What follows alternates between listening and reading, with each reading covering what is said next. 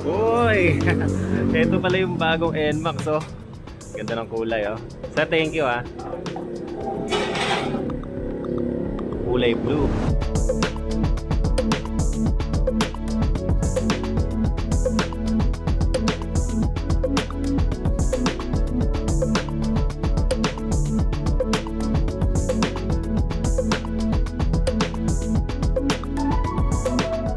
Hindi ko pa sure kung ano yung specific na pangalan o yung tawag ng kulay na to. Nadaan lang kasi ako dito, nakita ko meron pala ditong bagong kulay. Buti may unit sila dito, no? Ganda. So ito na daw yung pinakabagong version ngayon. Hindi ko alam, version 3, pero sa specs niya wala namang pinagbago. Same na same siya sa nakaraan. Ito, kagaya nito, yung silver, saka yung dark petrol. Same na same, yung kulay lang po ang nagkaiba. Napakaangas talaga, oh. Ang ganda, paborito ko yung kulay na to, eh. Paborito ko yung kulay na blue. So any touch ng blue ay maganda para sa akin. So kuhang-kuha yung pagiging simple. Wala siya masyadong sticker. Napaka plain yet elegant. At mapapansin natin dito ang mga nakalagay lang itong logo ng Yamaha, 3D emblem, NMAX 155 VVA variable valve. Dito stop and start system.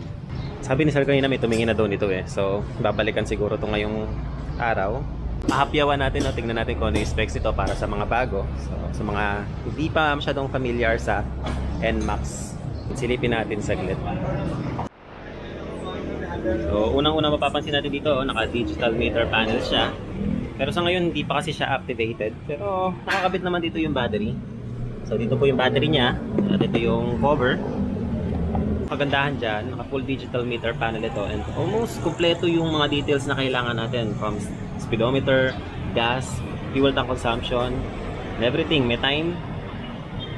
Tapos ito naman yung kanyang ignition. So keyless na po ito. ABS variant. Wala naman na sa ngayong standard version. So lahat ng NMAX 155 ay puro ABS version na lang. So ito yung kanyang ignition. Makapansin natin dito, meron tayo dito fuel and seat button para quick access na lang. So at bubungan nga sa atin dito yung 23.3 liters capacity.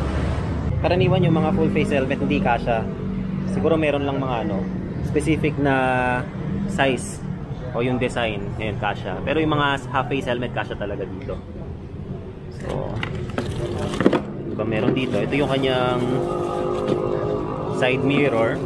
So yung usual na lift type. Meron tayo dito ang pamihit. Nandito din yung kanyang remote. So and then manuals. Ayan, grab bar nito same na same pa rin. So yung kanyang gloss ay matte na grab bar. Ayan. Ito naman kanyang fuel tank.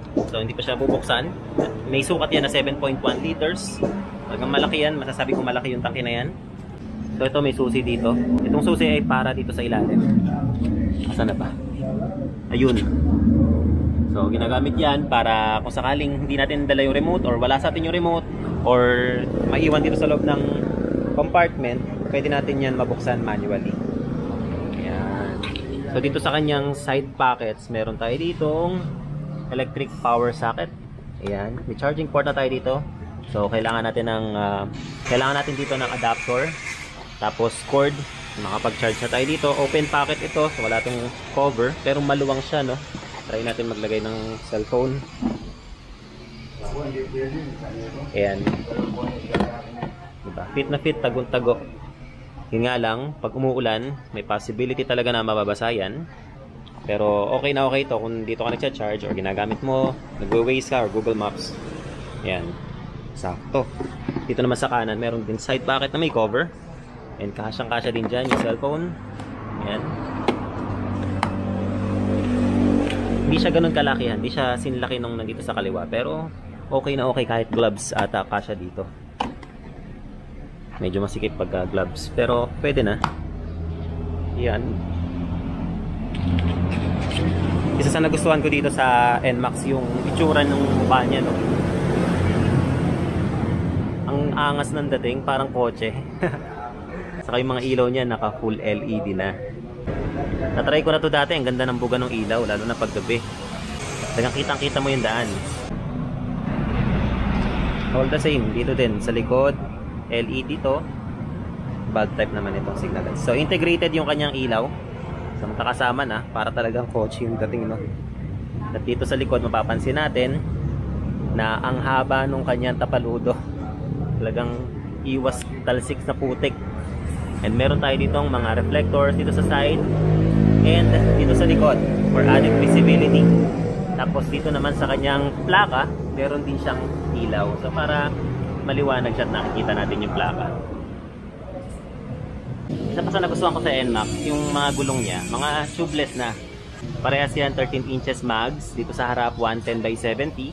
At dito naman sa likod ay 130 by 70 ang sukat. Dito sa harap may single disc brake with single pad caliper, ABS po, at telescopic ang kanyang suspension. Dito sa likod naka disc brake din and naka twin shock. Ayan.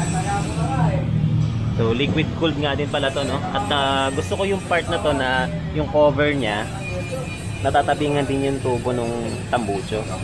So kadalasan kasi di ba kapag medyo tumatagal na, nadudumihan, nagmamarka na sa tubo yung yung dumi. Ito, yung kanyang cover dito sa radiator, natatakpan natin itong elbow dito. So ito kanyang muffler, napakasimple, covered yan plastic. Yan, hanggang tagong-tago, safe. Okay, yung pillion step. Ito pa, isa sa pinakagusto ko sa NMAX, yung malambot na seat. So, ang lapad na nga niya, tapos malambot pa. Kaya, napaka-comfortable, lalo na kung babiyahe tayo ng malayuan. So, hindi tayo makangawit, samahan pa yan ng extension ng paa dito. Kaya naman talagang perfect na perfect pang biyahe. So, try kong maupo. Okay. Ayan, 5'7" po ako. So, kita nyo yung pa ako. Lapat po yan magkabila. And, kapag nagra-ride na, pag maandar, ayan. So abot na abot, hindi po ako nahihirapan. Sobrang komportable nito para sa akin. Ganda. Saka ang dali lang niyang liko-liko, ang dali lang niya i-maneuver. Malaki din yung sakop nung kanyang manubela. So naka-upright sitting position lang naman, very relaxed.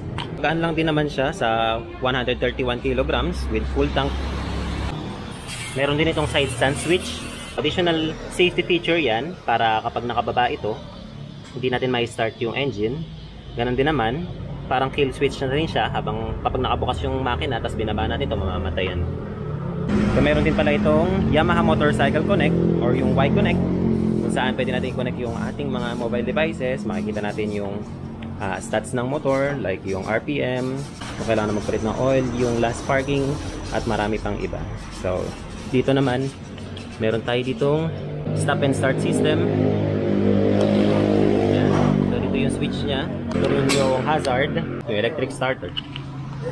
Dito sa kaliwa, yung high beam and low beam, signal lights, and yung busina. Plus yung ating handlebar switch, pang control dito sa meter panel.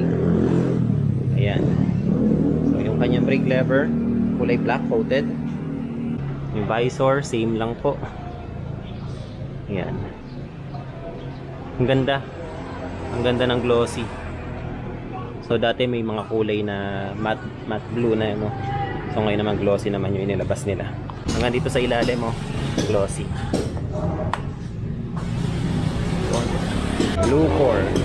So meron itong liquid cooled engine with 4-stroke, 4-valve, single overhead cam at kayang mag-produce ng 11.3 kilowatts maximum horsepower at 8,000 RPM. And 13.9 Newton meters ng torque at 6,500 RPM. Meron nga din pala itong TCS or yung traction control system kung saan binabalansin nito yung ikot ng gulong kapag nararamdaman nito na medyo madulas yung daan, kagaya yung mga mabuhangin or basa. So, yan, iwas tayo sa pag-skid.